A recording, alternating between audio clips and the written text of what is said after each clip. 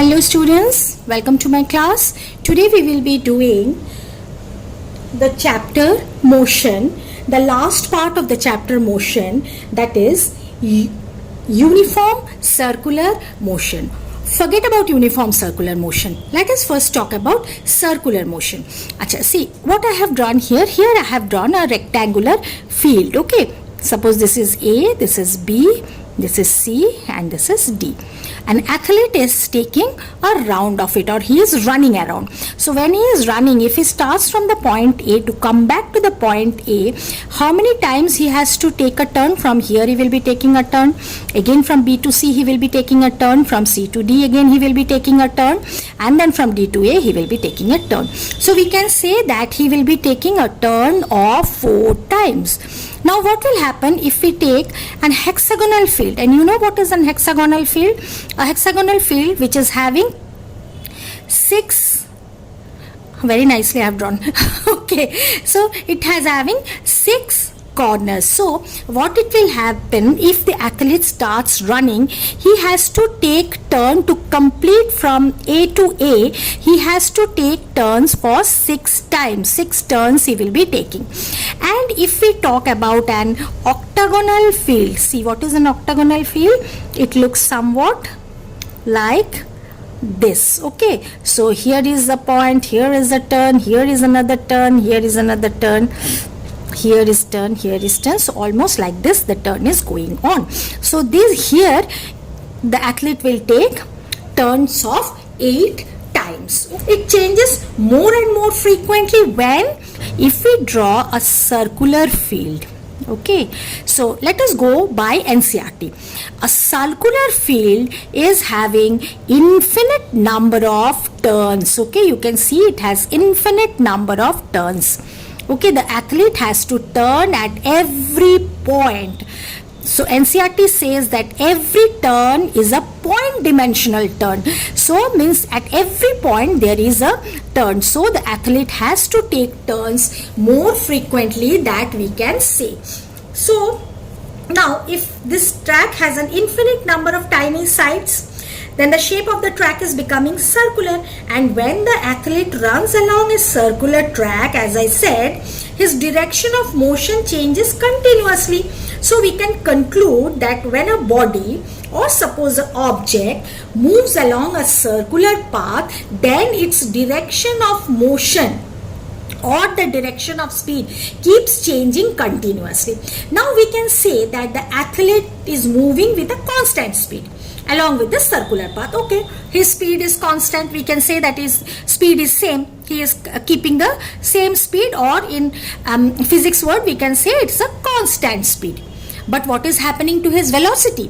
We know that what is velocity? Velocity is speed with direction. We know that velocity is a vector quantity, isn't it? We knew that it is a vector quantity. What is vector quantity? Vector quantity will be having magnitude as well as it will be having direction. Okay, so what is happening to this velocity? At every point it is changing. The velocity is changing its direction. So what is velocity? Velocity is change of direction or speed with a direction. Now, so let us now come to another term, that is acceleration. What is acceleration here? We know that the change of velocity is known as acceleration.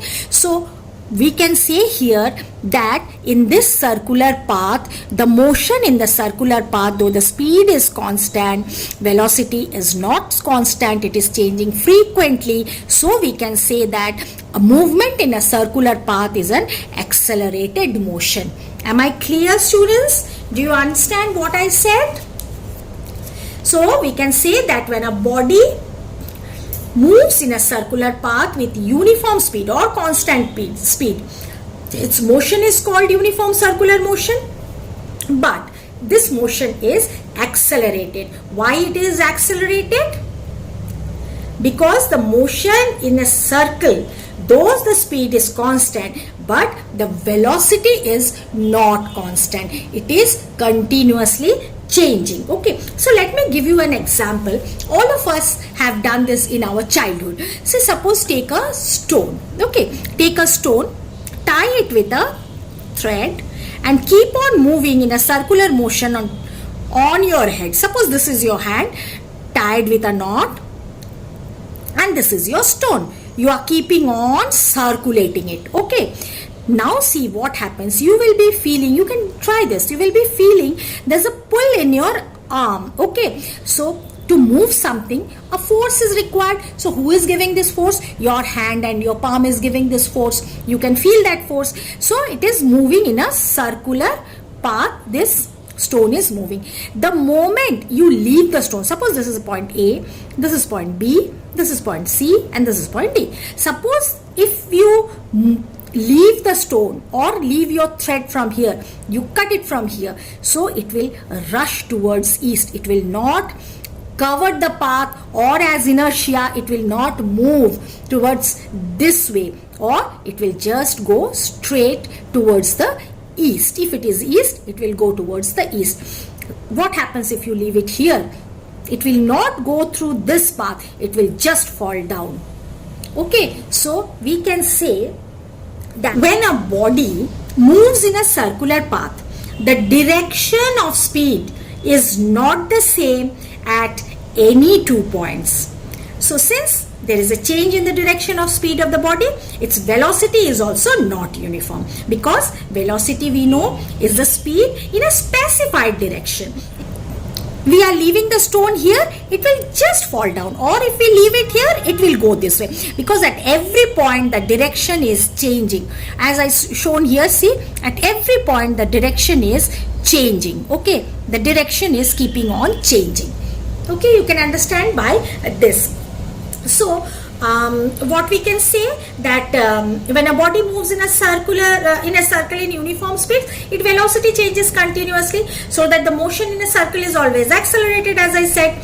So this is the example by which you can understand that here I said that a force is needed to produce circular motion. Now let us talk about this force. This force which is needed to make an object travel in this circular path. Okay, travel in this circular path. What is this force known as? This force is provided from the center, so it is known as the centripetal force. Understand, students? The force which is needed to make an object travel in a circular path is called the centripetal force. So just to give an example, what we can say that the artificial satellites which moves around the earth, so who gives this centripetal force to them? The earth gives the centripetal force to them. Similarly, moon also moves in a circular uniform motion around the earth. Who provides the centripetal force to it? The earth again produces. Now the earth moves around the sun in a uniform circular motion, so this motion is also, we can say, accelerated motion, and this force is provided by the gravitational force of the sun. The centripetal force we can get from the sun. Okay, so these are some examples. Now we will be doing one numerical. A cyclist goes around a circular track once every 2 minutes. If the radius of the circular track is 105 meters, calculate the speed. So this is our numerical. Let us solve it. What we have to find out? We have to find out the speed. So we know the formula of speed. Speed is equal to distance by time traveled. So what it is said in the numerical, that a cyclist goes around a circular track. Okay, so first of all, let us take this circular track. Okay, so we have to find out the distance first. Achha, let us go in a stepwise way, that when it travels a distance equal to its circumference. Okay, so what is circumference? Circumference is this area from point A to point A, coming back again to point A, following this path, is known as the circumference. Okay, this is the circumference. How we will find out this distance or this area? The formula to find out this distance is 2 pi r. Okay, here the pi pi is constant 22 by 7 or 3.14. One thing here, students, you have to be very, very clear about this. Always I tell all my students that handling the data should be very smart, and the easiest way you have to do it. Don't complicate with your data. Okay, I'll just tell you how we will be going to do it. So here the first formula what we have to find out the speed. So speed is equal to distance upon time. Okay, now see what is the distance. How we will be finding out the distance? We will be finding out the distance by 2 pi r. So let's find it out the distance first. 2 into pi. Pi is 22 by 7, and what is the radius we have got? 105 meters. Okay, so when it is everything is in meters upon time, we have to do distance upon time. Achha, now this time is, we have given here 2 minutes. Okay, since it is in meters, so we have to make turn it into meter per second. We have to convert it into meter per second. So 2 into 60 gives us the seconds in 120 second. Okay, so let us write it 120. So